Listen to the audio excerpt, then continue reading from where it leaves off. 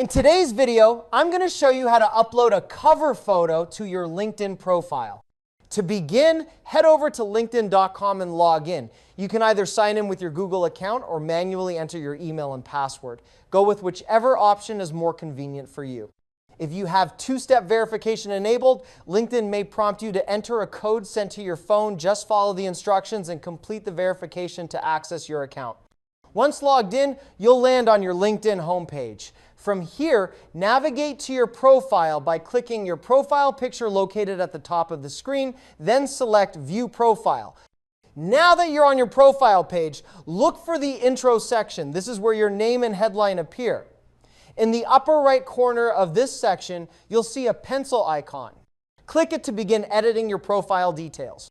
Here, you'll find the option to change your background photo. Click on Change Photo to either upload a new image from your device or choose one from LinkedIn's preset options. If you're uploading your own image, make sure it's clear, high quality, and represents you in a professional manner.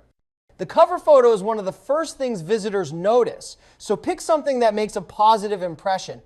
Once you've made your choice, click Save to apply the new image.